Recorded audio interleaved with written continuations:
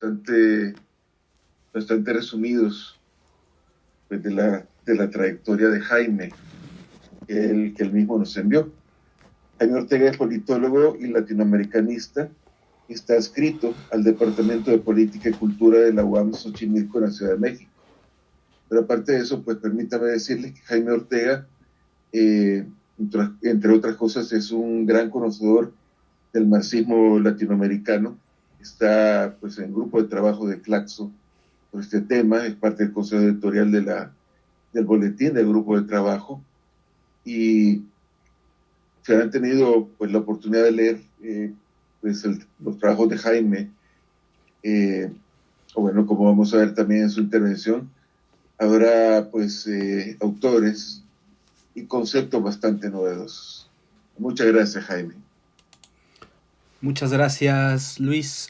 Muchas gracias a todas y todos por allá. Es un honor poder estar con ustedes el día de hoy. También agradecerle, por supuesto, a Roberto Carlos Deras la oportunidad, al propio Luis y especialmente a todas y todos ustedes.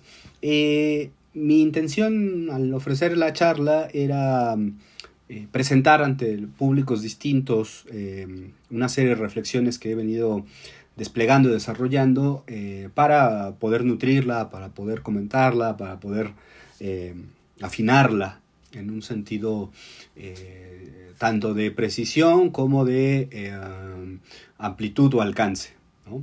Entonces, lo que les voy a presentar el día de hoy no será una exposición demasiado larga en tiempo, sino más bien concentrada a partir de tres núcleos problemáticos que me parece pueden contribuir en el debate pues, de la filosofía latinoamericana, por supuesto, en general de una tradición de pensamiento que necesita estar siempre renovándose. Entonces voy a poner una presentación aquí con unos punteos que son la base sobre la cual voy a exponer el día de hoy. Permítanme, denme un minuto. Aquí se ve, Luis, la presentación, ¿me puedes decir?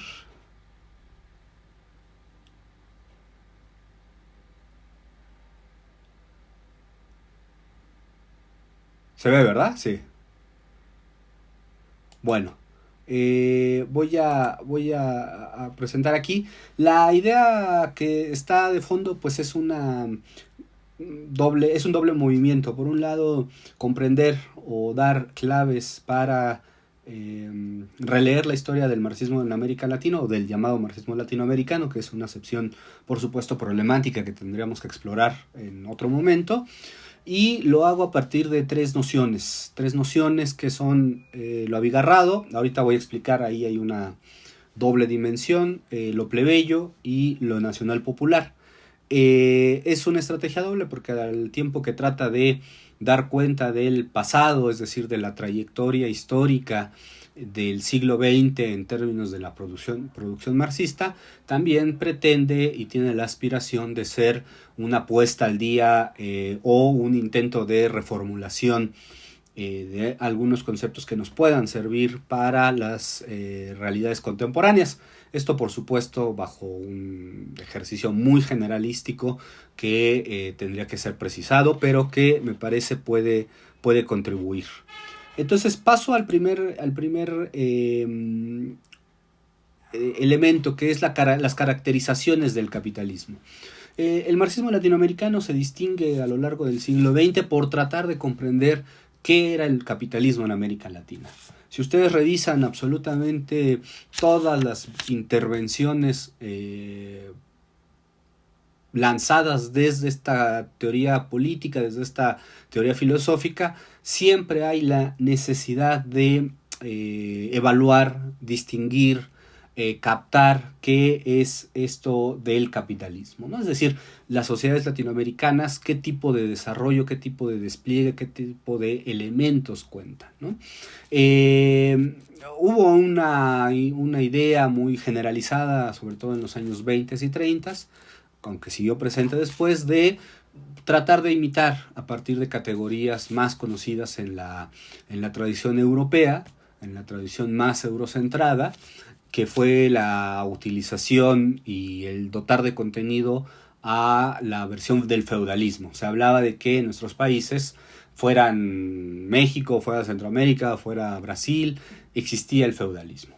Esta es una tarea que tenemos pendiente en términos de historia de las concepciones políticas, porque no ha quedado claro qué se estaba entendiendo por feudalismo en ese momento, ¿no? Es un concepto que sirve para dar cuenta de una realidad predominantemente agraria, predominantemente antidemocrática, y se utilizaba la manera de suplir las ausencias explicativas que había de la realidad latinoamericana, ¿no?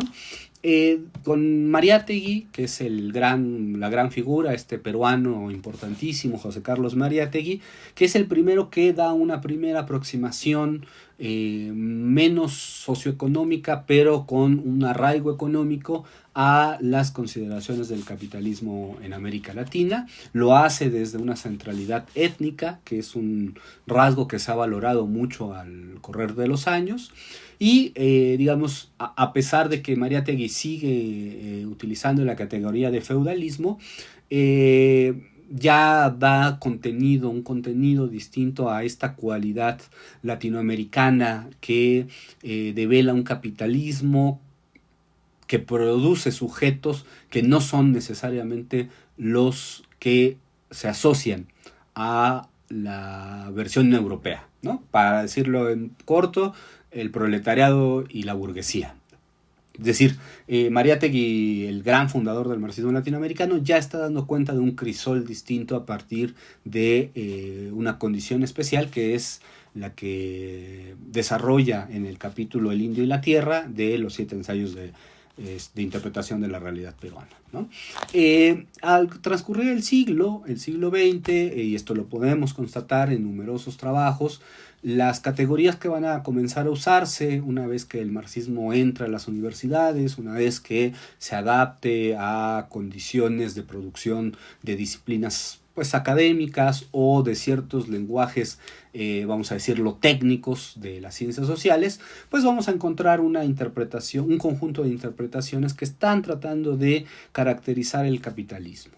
Una de las formulaciones más socorridas fue la del concepto de formación económico-social.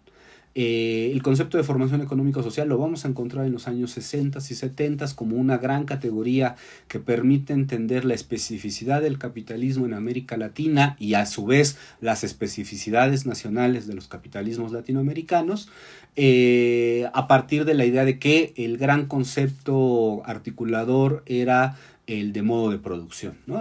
Formación económica y modos de producción son dos conceptos que se van a desarrollar mucho, particularmente a partir de la producción que se estaba dando en Francia e Italia en los años 60 y 70, y que los marxistas latinoamericanos tratan de retomar y pensar de acuerdo a las condiciones de unas sociedades como eran las nuestras, pues a medio camino de la industrialización, a medio camino de las reformas agrarias, todavía con relaciones no plenamente salariales de manera universal, todavía con vestigios o rasgos de formas, pues podríamos decir serviles, de trabajo incluso, que no hacía mucho seguían presentes en las realidades de nuestros países, ¿no? Es el modelo liberal oligárquico que predominó en la conformación de los estados-nación en América Latina, pues había dejado todas estas formulaciones que que tenían que ser comprendidas a partir de estos conceptos. Formación económico-social como la expresión concreta de los capitalismos en América Latina y la articulación de modos de producción dentro de esas formaciones económicas sociales que referían a que en América Latina no existía un solo modo de producción. El modo de producción no era universal todavía, ¿no? Aquí hay un problema filosófico atrás de todas estas interpretaciones, que es la tensión entre formas universales o de pretensión de universalidad y las expresiones singulares y particulares, que denotan una contratendencia a esa universalidad. Entonces, estos fueron conceptos muy importantes. Ahí el diálogo con las obras del marxismo italiano o del marxismo francés, pues son claves. No podríamos leerlas sin esas preocupaciones que en el caso europeo pues tenían otras urgencias, pero que en el caso latinoamericano servían para saldar las deudas sobre la caracterización del capitalismo, ¿no? Después vino toda una línea, una corriente que tiene muchos crisoles, es un abanico, es una posibilidad interpretativa muy amplia, que es lo que se ha dado a llamar las teorías de la dependencia y las teorías marxistas de la dependencia, ¿no? Y las escuelas que hablaban de la transferencia de valor, ¿no? del intercambio desigual de valores dentro del mercado mundial. Básicamente lo que estas escuelas señalaban era que América Latina, al ser integrada al mercado mundial, a la economía internacional, pues tenía algunas condiciones de desventaja. Una famosa pues es la explicación sobre la transferencia de valor, el intercambio desigual, que decía más o menos que nuestros países, prácticamente todos los países de América Latina, al vender materias primas y comprar productos manufacturados, pues estaban subvencionando al capitalismo europeo, esencialmente, ¿no? Les vendíamos materias primas de manera muy barata, que eran transformadas y agregadas en forma de trabajo especial, agregado valor en forma de trabajo especializado, eran industrializadas esas materias primas y eran devueltas hacia América Latina mediante intercambios que dejaban pues una desconexión entre el precio de la materia prima y el precio del producto industrializado o manufacturado, ¿no? Es decir, terminábamos pagando en realidad el triple o el cuádruple de lo que habíamos vendido la materia prima. Y después vino la explicación de la teoría de la dependencia, que esencialmente lo que estaba diciendo es que había procesos de despliegue de las formas y de las relaciones capitalistas que presentaban un desbalance en el momento del pago de la fuerza de trabajo. Ahí la obra fundamental, una obra clásica, una obra que pues ha sido muy leída en algunos contextos, es la de Dialéctica de la Dependencia del brasileño Rui Mauro Marini, que es una obra publicada en español en el año 1973, si no mal recuerdo, 73-74, que es una obra clave para entender la formulación de este proceso de transferencias de valor. Un poco lo que Marini decía es sí, efectivamente ocurre un intercambio desigual entre países, pero a su vez existe un intercambio desigual al momento de establecer las relaciones de tipo capitalista en los países nacionales, porque las burguesías o los grupos económicos se ven beneficiados de no pagar el valor de la fuerza de trabajo. Esencial, esa es la hipótesis fuerte, ¿no? Lo cual contradecía pues todas las explicaciones propiamente marxistas de cómo funcionaba el capitalismo, porque pues asumían el pago del valor de la fuerza de trabajo, ¿no? Bueno, estas son, digamos, disquisiciones muy centradas, habría que entrar a todos los textos, habría que ver estos debates, habría que ver diálogos, habría que ver multiplicidad de posibilidades que hay en esto que estoy caracterizando el día de hoy. No tenemos un estudio serio, un estudio amplio sobre estas conceptualizaciones que se dieron en el siglo XX. Es un trabajo que hay que hacer, es un trabajo que necesitamos porque hay muchas discusiones que se dan por sentadas y que hay que tratar de no aceptar, digamos, sin problematizar. El punto último tiene que ver con dos autores que son los que yo voy a presentar, al menos en esta disposición argumental. El primero es René Zavaleta, que es un marxista boliviano que bueno, pasa a Chile, pasa a Inglaterra, termina en México, y Bolívar Echeverría es un marxista ecuatoriano que va a Alemania y de Alemania se traslada a México. En México estos dos personajes fueron de mucha importancia en términos institucionales, académicos, sobre todo Bolívar Echeverría fue un personaje que logró desarrollar una carrera muy exitosa, con mucho reconocimiento social e institucional.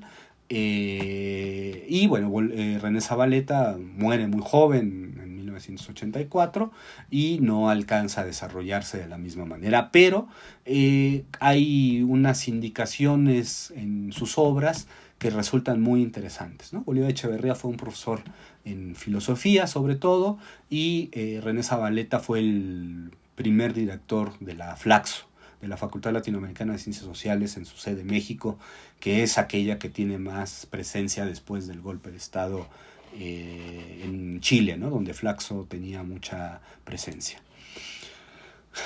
Paso a la primera, digamos, disposición, ¿no? Dentro del argumento juegan estos dos conceptos que ustedes ven aquí, el concepto de lo abigarrado y de lo barroco, para designar, más allá de las puras directrices económicas o de los núcleos económicos fuertes, las posibilidades de comprender los capitalismos latinoamericanos, ¿no?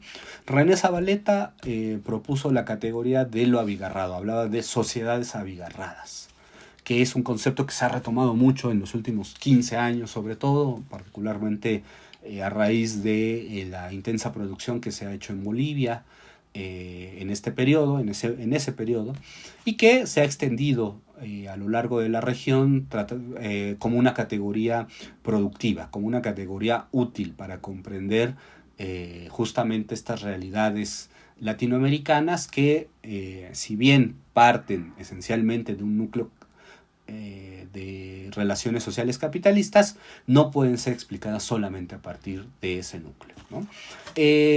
Zavaleta no da una definición nunca de sociedad abigarrada, más bien la pone como una condición, y por cierto, una condición bastante compleja, una condición bastante pesimista incluso, ¿no? Cuando él habla de sociedades abigarradas para el caso boliviano, lo que está diciendo es que hay un proceso de, dice él, no totalización de los vínculos y de las relaciones que se esperarían fueran las universales.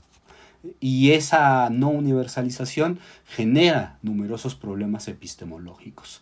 Si ustedes ven la obra de Zavaleta, que por lo demás está muy fácil de conseguir, afortunadamente ya el día de hoy en red, es de muy fácil acceso, a diferencia de hace 15 años donde no había absolutamente nada, van a encontrar que Zavaleta trata de reflexionar de manera epistemológica sobre cómo conocer, cómo se podría conocer o cómo se podría autoconocer una sociedad que no es consciente de sí misma. Y no es consciente de sí misma porque nunca se ha totalizado, dice René Zavaleta. Y no se ha totalizado por esta condición de abigarramiento.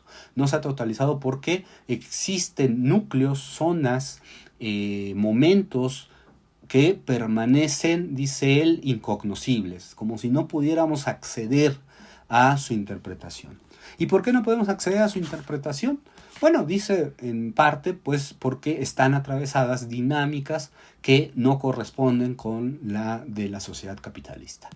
El marxismo, dice Zavaleta, permite comprender a las sociedades a partir del núcleo explicativo de la teoría del valor, es decir, de la formulación de vínculos que permiten el trabajo humano, la equiparación del trabajo humano, el intercambio mercantil de ese trabajo humano y su salto de formas mercantiles a formas capitalistas. Y dice Zavaleta, lo abigarrado, eso no está operando. Y al no operar, no celebra esta condición, sino al contrario, dice, es muy difícil conocer cómo está operando, cómo operan regiones importantes de la sociedad que no son capaces de autoconocerse, ¿no? Esto podría ser trasladado, este argumento, a una de las corrientes que dije antes, que es la corriente de la articulación de modos de producción y de formación económico-sociales, que lo que estaría diciendo es lo abigarrado no es otra cosa que la presencia en tiempo y en espacio coetáneas, la presencia en el mismo momento de formas de producción y consumo que no se encuentran subsumidas a la presencia del capitalismo, ¿no? Y esto genera pues distorsiones en el momento del conocimiento. ¿Por qué? Porque si el capitalismo lo podemos comprender a partir de su homogeneidad, ustedes saben que existe en todos los países, tienen datos de población económica activa, datos de alzas y bajas en los salarios, de cómo funcionan los mercados de trabajo, cómo funcionan las dinámicas poblacionales, la fertilidad, el decrecimiento poblacional, es decir, todos esos datos que en las ciencias sociales pues son de uso común. Lo abigarrado, la condición abigarrada distorsionarían y habría zonas donde no podríamos conocer con precisión el tamaño o el peso de formas de producción o de formas de consumo. Pensemos en una condición para ejemplificar esto y que no quede tan abstracto, en una condición muy recurrente en nuestro continente. Pensemos en el trabajo informal, por ejemplo, ¿no? El trabajo que no pasa por una relación salarial, el trabajo que solemos utilizar o que solemos asociar pues, a formas espontáneas o desorganizadas. Por ejemplo, el comercio callejero, ¿no? Que ustedes como en México, como en Centroamérica, pues es muy común. Bueno, ese tipo de comercio no se puede contabilizar, ¿no? No hay un seguimiento puntual de los ritmos del crecimiento, de la forma de operar de ese mercado, de quiénes acuden a comprar, de quiénes acuden a consumir. No hay zonas enteras de las economías que no son registradas en términos de su peso social en la realidad, ¿no? Otro de los fenómenos que han ataviado a América Latina en los últimos años, como es el llamado crimen organizado o economías criminales, pues tienen esta misma característica, ¿no? Son de difícil contabilización, y si son de difícil contabilización, sabemos poco de su dinámica y de su peso en las sociedades, de hasta dónde llegan, ¿no? Entonces, bueno, aquí hay toda una línea de investigación que tiene que ver con la epistemología, pero que tiene que ver también con las formas culturales o las subjetividades que se producen en esas instancias abigarradas, dice Zavaleta.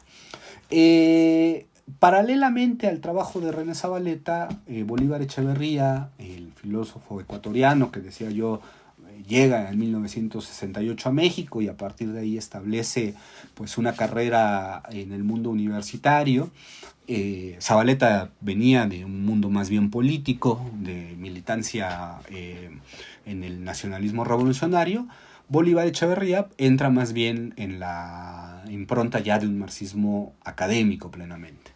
Él propone, y esto lo pueden revisar, hay un texto muy bonito en internet sobre lo que él denomina los setos de la modernidad, las formas concretas de reproducir la vida que la modernidad capitalista permite o habilita, ¿no? Esta es toda una teorización, a él le llama en un curso la definición de la cultura, y empieza a producir algunos textos en los años 90 y en los 2000, muere en 2010 él, hace relativamente poco, donde desarrolla la idea de que la modernidad capitalista se vive de muchas formas dependiendo de estas formas culturales o etos, ¿no? Etos entendido como formas de vivir un hecho.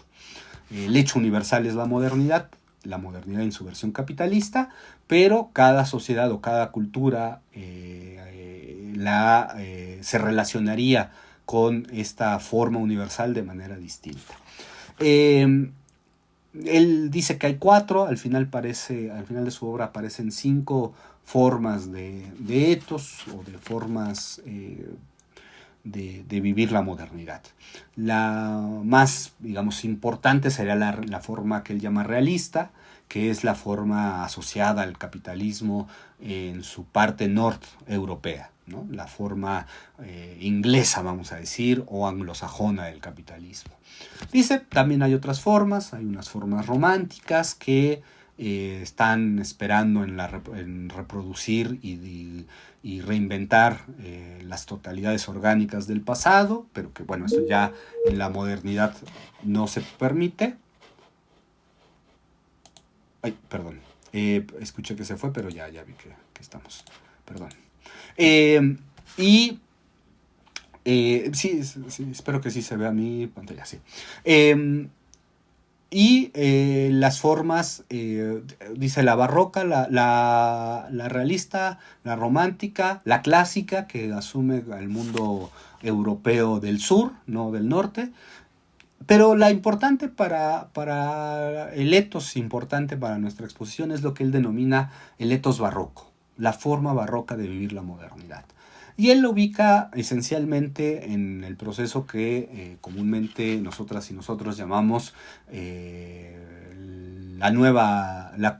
proceso de conquista de lo que hoy es América Latina, bueno, que en ese momento no era América Latina, ¿no? Esta forma cultural que hoy llamamos América Latina tendría un etos especial, predominante, no es que los otros no existan, también existen en nuestra región, pero la dominante es la forma barroca de reproducir la vida. Él la ubica básicamente en las poblaciones originarias que, con la intención de salvar parte de su cultura, terminaron fagocitando la cultura europea que había llegado a conquistar o que se impuso como conquista.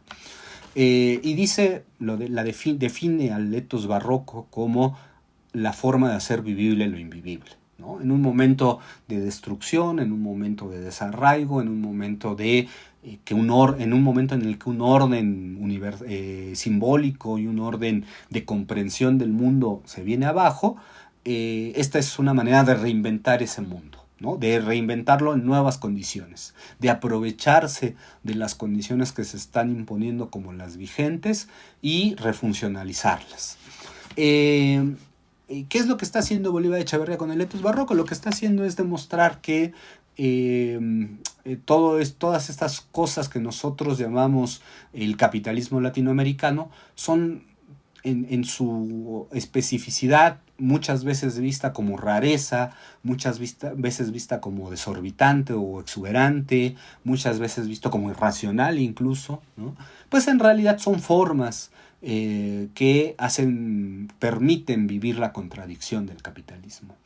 Es decir, que no serían irracionales, que no serían anómalas, que no serían extrañas, que no serían defectuosas, sino que explicarían esta condición cultural en donde la modernidad se expresaría sobre sedimentos culturales ya existentes y esos sedimentos culturales las reinventarían, ¿no?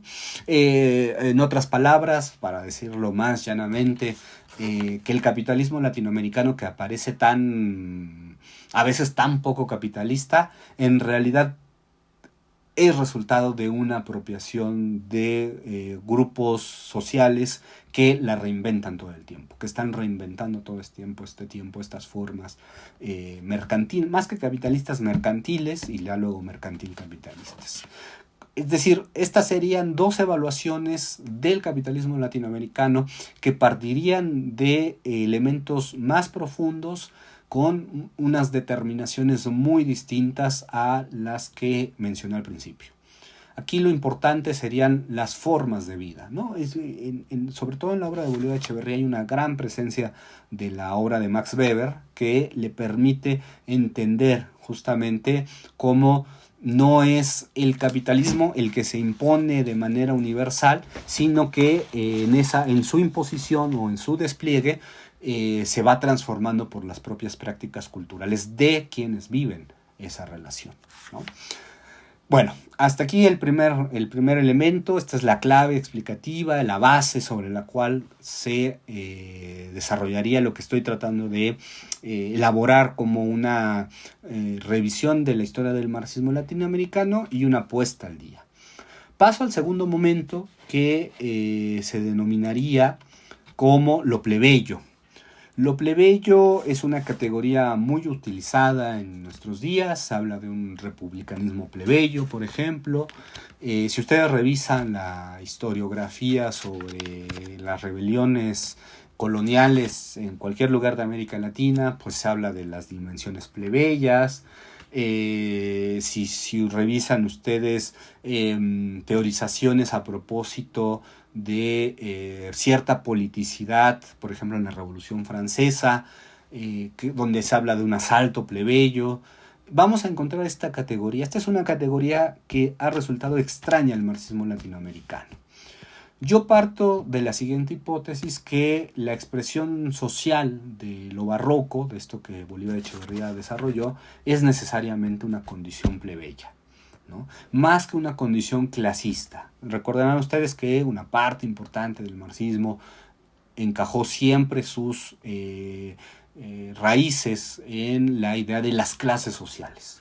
Y no porque las clases sociales no existan, existían, existen y seguirán existiendo seguramente, sino porque lo que atraviesa a estas dinámicas específicas del capitalismo latinoamericano es una tendencia que prefigura la existencia de enclaves oligárquicos o patrimoniales o, vamos a decirlo en términos del siglo XIX, criollos, versus una masa que muchas veces se presenta en el acto público o en el acto de rebeldía indiferente. No va como trabajador, no va como campesino, va como elemento plebeyo, es decir, como aquel que lucha contra el privilegio oligárquico.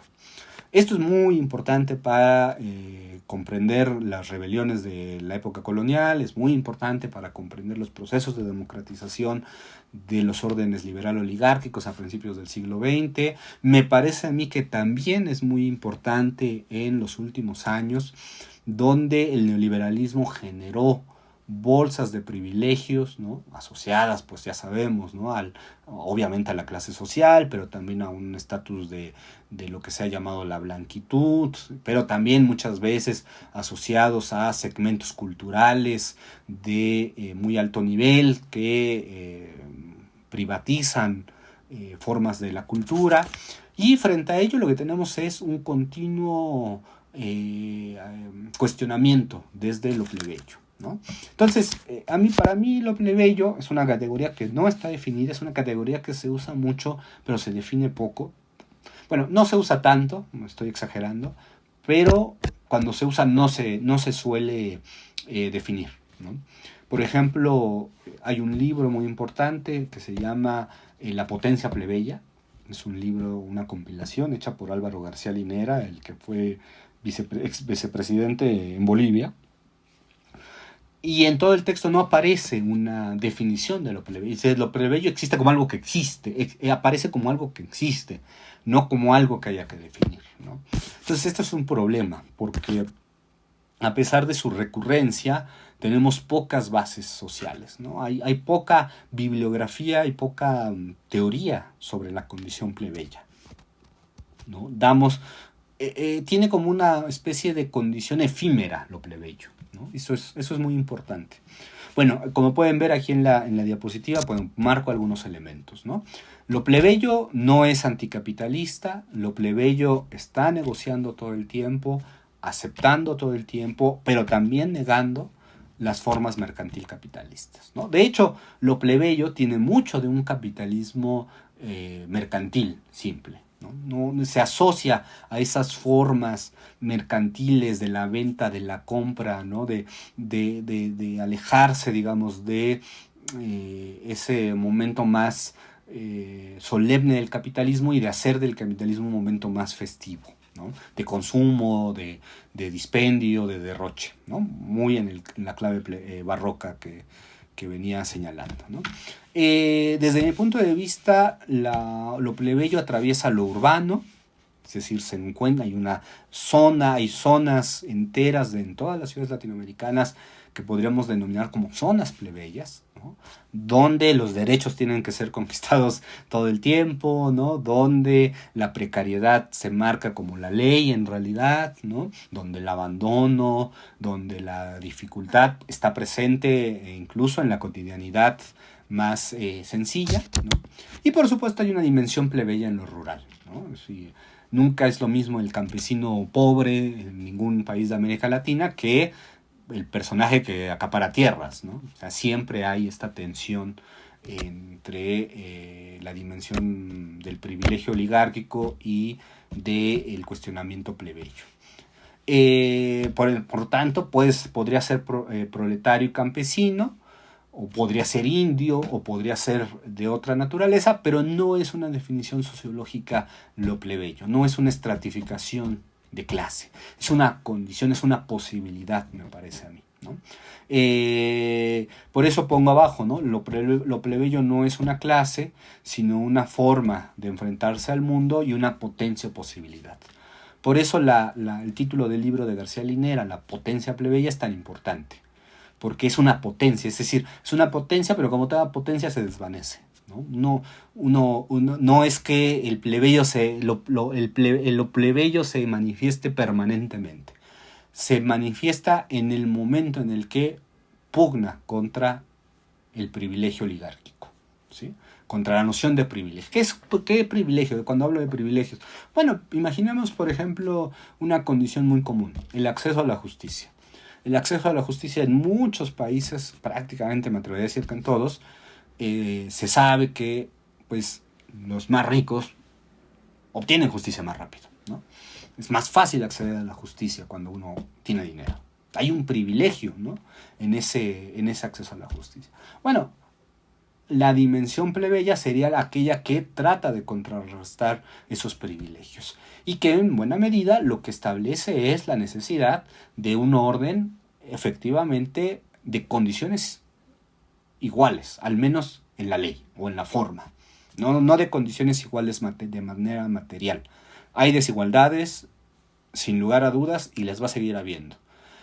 Pero que haya desigualdades sociales, en términos de riqueza, en términos de acceso a la riqueza, no puede transformarse en que también las leyes, los momentos universales, ¿no? La ley, el derecho, la justicia, tengan estos privilegios, ¿no? Es decir, aquí lo plebeyo funcionaría contradictoriamente, o aparentemente de manera contradictoria, apelando a establecer órdenes racionales, ¿no? Porque el privilegio es la irracionalidad, ¿no?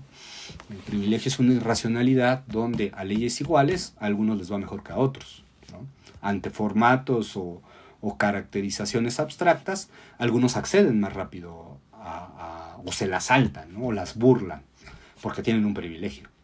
Esto pasa mucho con las y los políticos en todo el mundo, ¿no? En Estados Unidos, en Nueva York, había un estudio muy interesante hace unas décadas que había seguido todas las ocasiones en que los representantes diplomáticos de múltiples países querían saltarse las leyes, básicamente estacionarse en las avenidas donde no se podía estacionar nadie. Y sobre todo los casos, los representantes diplomáticos latinoamericanos, esto lo sé porque había un caso muy sonado de un representante diplomático mexicano que cuando la policía iba y los movía sus autos, de lujo por supuesto, ¿no? De diplomáticos, ellos inmediatamente reaccionaban diciendo: yo soy un diplomático, ¿no? O sea, tengo un privilegio por esta condición. Y eso que parecía un acto pues inocuo, casual, pues es una manera de expresar esto que estoy diciendo, ¿no? O sea, hay un orden racional legal que indica que todos estamos sometidos a las mismas leyes y tenemos que obedecerlas. Y el privilegio oligárquico, o el privilegio en este sentido, es aquel que quiere saltarse ese orden racional. Por tanto, lo plebeyo, en muchos sentidos, tendría la intención de restablecer esos parámetros de acceso a justicia o a condiciones de simetría y de equidad, aun cuando seamos distintos económica y socialmente, ¿no? Bueno, esta es la parte más difícil que no he podido trabajar, o sea, es la más embrollada en muchos sentidos, porque no es uniforme, no hay mucha teoría, no hay mucho despliegue del argumento y, bueno, es una de las partes que me interesa más ir trabajando en adelante. Voy a terminar con la triada, ¿no? Es lo barroco o abigarrado, lo plebeyo, ¿no? O sea, la parte más general, la expresión sociopolítica, que es lo plebeyo, sociocultural, que es lo plebeyo, y después la expresión política como el último momento. Y esta es una categoría que ha circulado en el marxismo latinoamericano, no solo en el marxismo latinoamericano, pero esencialmente, que es la de lo nacional popular. Lo nacional, así se llama el libro de René Zabaleta Mercado, Lo nacional popular en Bolivia. Es una categoría que tiene poco en realidad en la bibliografía, no existe mucho la palabra, existen sus definiciones o sus designaciones despectivas. Por ejemplo, hay toda una tradición que a estos procesos les llama populismos, ¿no? O nacionalpopulismos, ¿no? De hecho, esta categoría ya se ha llevado hacia Europa, y en Europa se habla, por ejemplo, en Italia, de los nacionalpopulismos conservadores, ¿no? O de los nacionalpopulismos reaccionarios, ¿no? Pero bueno, eso es Europa. En América Latina, la perspectiva, la corriente o la dimensión nacional popular sí tiene unas características que son importantes, ¿no? La primera de ellas es reconocer que, a diferencia de Europa, pero eso también está a discusión, las modalidades más críticas de los efectos del capitalismo no han sido exclusivamente las socialistas, ¿no? O sea, la crítica socialista, en su versión socialdemócrata o en su versión comunista, han tenido en realidad poco impacto en América Latina, ¿no? Hay, por supuesto, de manera diferenciada según los países, según las épocas, pero siempre han convivido estas corrientes socialistas con muchas otras corrientes, que también cuestionan los saldos del capitalismo. Entonces eso es lo primero, ¿no? Si la forma nacional popular es una forma que se nutre de las perspectivas socialistas, pero que definitivamente no puede ser contenida en estas, ¿no? ¿Por qué? Porque las formas socialistas estuvieron durante mucho tiempo enfocadas en algunos elementos, por ejemplo, el reconocimiento del trabajo como trabajo asalariado, y sin embargo lo nacional popular atiende a una dimensión mucho más generalizada, que es la conformación justamente de la nación, ¿no? El segundo aspecto que pongo aquí es justamente el que me interesa, ¿no? Existe lo plebeyo, existe de muchas maneras, pero aquí se transforma en una aspiración de buenas partes de las sociedades a lo largo del siglo XX, particularmente en el siglo XX, que habrían tenido como aspiración fundamental no una revolución que pusiera el mundo de cabeza, sino algo mucho más cauto, pero al mismo tiempo más problemático, que es la construcción de las mediaciones nacionales, ¿no? La construcción de formas nacionales y por lo tanto de estados-nación con cierta capacidad de respuesta ante los problemas de la sociedad, ¿no? Este es un terreno muy resbaladizo porque hay toda una crítica a la dimensión nacional desde el marxismo europeo, que se ha replicado mucho en América Latina, y que si bien parte o tiene elementos valiosos, también niega pues una realidad, y esa realidad es que buena parte de los esfuerzos sociales del siglo XX sí se enfocaron, de las sociedades que buscaban alternativas o mejores condiciones de vida, sí pasaban por la necesidad de construir esta mediación de tipo nacional, ¿no? ¿Qué es lo nacional popular? Bueno, en una primera instancia podríamos designarla como una determinación del Estado por la vía popular, ¿no? El Estado se puede determinar por la vía oligárquica, por la vía capitalista o burguesa, pero también se puede determinar por la vía estatal, y muchas veces las tres vías concurren a la determinación del Estado, ¿no? Es una manera, cuando digo determinar, es una manera de presionar sobre el moldeamiento de las instituciones y de habilitar a las instituciones que regulan la vida social, ¿no? Por ejemplo, ¿no? A principios del siglo XX, las naciones latinoamericanas, todas, absolutamente todas, estaban determinadas por el elemento oligárquico, ¿no? Todas. Y fue en el transcurso del siglo que se dio cabida a formas de modificación institucional por la vía de la determinación popular, ¿no? O sea, es decir, el reconocimiento de los derechos, la posibilidad de construir mediaciones que brindaran cierta protección a conjuntos más amplios, bueno, el otorgamiento de derechos, por supuesto, algunos de ellos de carácter universal. Todo eso responde a formas de determinación que, diríamos aquí, son nacional populares, ¿no? Por supuesto, el neoliberalismo fue un fenómeno que presionó para determinar al Estado y a las instituciones, pues por las vías transnacionales capitalistas, por ejemplo, ¿no? Es decir, lo que quiero aquí que se comprende es que el Estado es siempre una realidad, una forma relacional atravesada por estas formas de determinación, ¿no? Que a su vez estas instituciones terminan también modificando y determinando a la sociedad, ¿no? O sea, las relaciones de un lado hacia el otro, no es nada más, no es unidireccional. En México tenemos un gran ejemplo que es la Revolución Mexicana. La Revolución Mexicana fue la determinación del Estado por la vía popular, y una vez que se estableció un entramado institucional, ese Estado terminó transformando y modernizando a la sociedad de una manera autoritaria, ¿no? Entonces ahí tenemos, en el caso de la Revolución Mexicana, que es uno de los fenómenos obviamente para México más importantes, desde donde hablo, uno de los elementos ejemplificantes de esta doble relación, ¿no? De lo nacional popular. Entenderíamos a lo nacional popular a la manera de una doble estrategia, que justamente la Revolución Mexicana, lo pongo mucho como ejemplo y lo pienso mucho desde ahí, demuestra.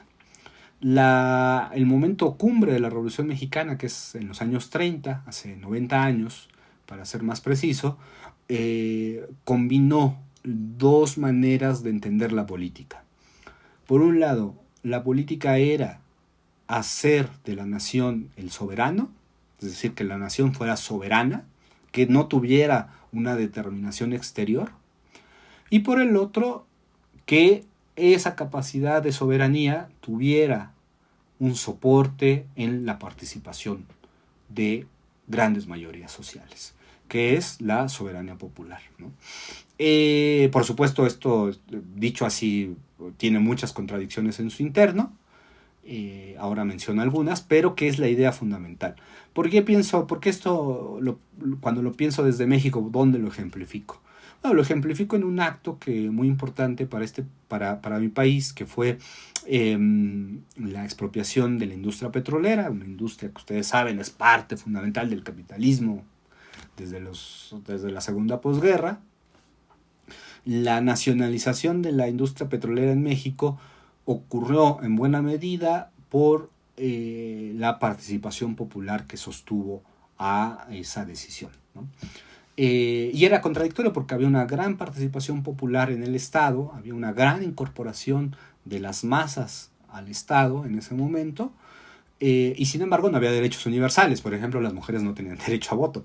Las mujeres participaban decididamente de las organizaciones de masas que soportaron este tipo de decisiones o que habilitaron este tipo de decisiones de soberanía nacional, y a su vez no tenían, esta es la contradicción, ¿no? A su vez no tenían ellas derechos universales, por ejemplo, el derecho al voto.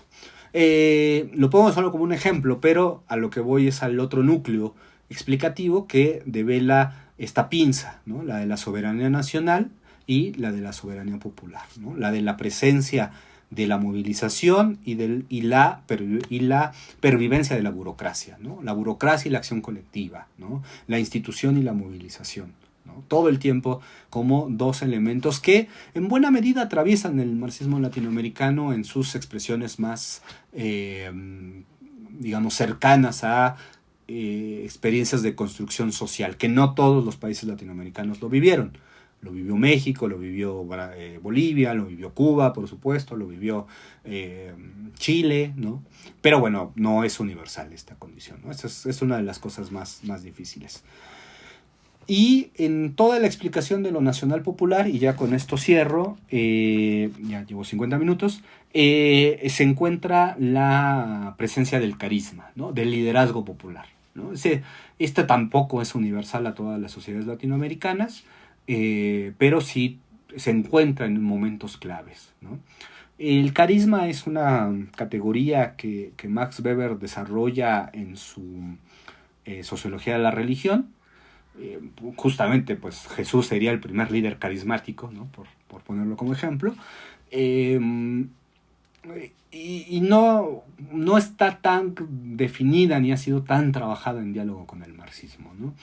En parte porque el marxismo, especialmente el marxismo latinoamericano, siempre ejemplificó en la idea de los sujetos colectivos, de las acciones colectivas, pero la verdad es que a cada paso que uno se encuentra tiene que enfrentarse con la presencia de liderazgos populares, ¿no? Que tienen una dimensión carismática, ¿no? Y por carisma Weber entiende la capacidad de desestructurar los órdenes racionales o burocráticos, ¿no? Los órdenes establecidos con reglas, leyes, normas, ¿no?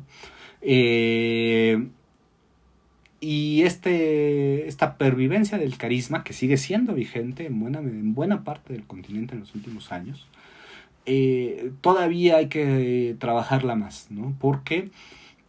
Primero porque Weber no la desarrolla en términos muy generales, ¿no? Habla de la condición revolucionaria del carisma, por ejemplo, en economía y sociedad, pero si bien no deja un modelo y eso nos da mucha oportunidad para seguirla trabajando, lo cierto es que las dimensiones, el impulso carismático de los liderazgos, pues termina desvaneciéndose en formas burocráticas, ¿no? En formas racional legales, ¿no? Y este es un tema que en los últimos meses, ¿no? Me ha tratado de ocupar porque no logro encontrar todavía la manera de enclavarla, ¿no? La reconozco como un problema, pero todavía no logro ubicar el lugar propio, ¿no? Es una viejísima controversia en la sociología y en el marxismo, ¿no? Es la controversia si lo que es importante es la estructura o el agente, ¿no? En sociología así es la discusión. En el marxismo la discusión era ¿qué es más importante? ¿El proceso de la historia con sus leyes o la presencia de individuos importantes, ¿no? Una discusión que, por ejemplo, este revolucionario ruso, León Trotsky, tenía en su Historia de la Revolución Rusa, que decía, bueno, a ver, si el marxismo, lo que ellos entendían por marxismo es la comprensión de las leyes de la historia, pues entonces los individuos salen sobrando. Pudieron haber sido estos individuos o pudieron ser otros individuos, pero las leyes de la historia se cumplen independientemente. Y Trotsky decía, bueno, sí, pero qué bueno que tuvimos un Lenin, porque Lenin habría exacerbado con sus cualidades personales las tendencias del desarrollo de la sociedad, ¿no?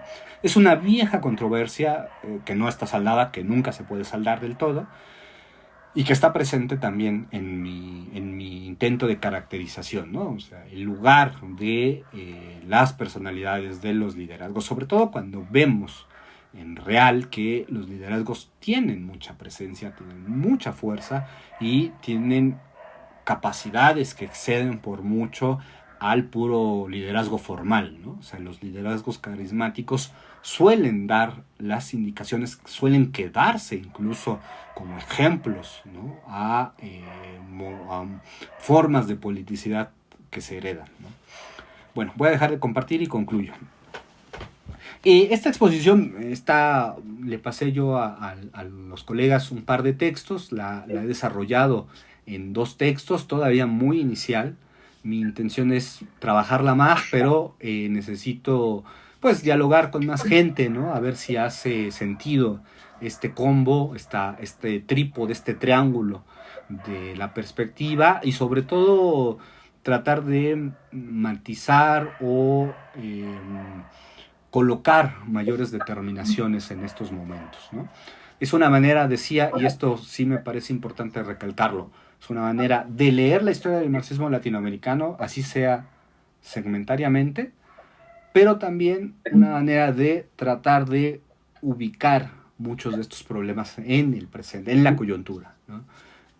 Algunos aparecen, otros no, algunos aparecen transformados, algunos aparecen reformulados, pero creo que esencialmente se sostiene su presencia. Entonces, y no solamente se sostiene, además creo que son elementos que podrían ser retomados fuera del propio continente, ¿no? Solo para ponerles un ejemplo, ¿no? Estados Unidos no tiene una gran tradición de partidos, ¿no? De, digamos, pues socialistas. Incluso hubo un trabajo a principio de siglo, ¿no? Del de Werner Sombart, que se llamaba ¿Por qué no hay socialismo en los Estados Unidos? Y sin embargo lo que vemos, aunque no se usa esa categoría, en Estados Unidos lo que tenemos son muchas insubordinaciones plebeyas, ¿no? Ustedes vean la historia de Estados Unidos y aparece mucho la revuelta, ¿no? La forma de la revuelta. Por ejemplo, en Los Ángeles, ¿no? Eso es en Nueva York, en Chicago, en las grandes ciudades de población negra, ¿no? ¿Y por qué aparece tanto? Pues aparece en buena medida porque no hay las mediaciones necesarias para que esa potencia, que yo creo que es plebeya, se exprese, ¿no? Entonces, a lo mejor esas categorías no son solo nuestras, podrían extrapolarse. O, para decirlo, y con esto voy finalizando, el caso del carisma en la apreciación de Max Weber. Max Weber, en la última etapa de su vida, en 1918-19, insiste mucho en la necesidad de una democracia cuyo centro o cuyo eje sea la presencia de líderes carismáticos. Bueno, en Europa eso no existe ya, ¿no? O sea, se ha borrado totalmente desde hace rato, y sin embargo en América Latina sí existe, ¿no? O sea, eso es una recurrencia. Entonces, vamos viendo, ¿no? Cómo la geografía de las categorías también se mueve, se puede adaptar, se reformula. Y bueno, pues eso sería lo que yo les preparé y les agradezco mucho su escucha, su paciencia, su atención. Y vuelvo a agradecer a los colegas que me permitieron estar esta tarde noche con ustedes. Gracias, Luis.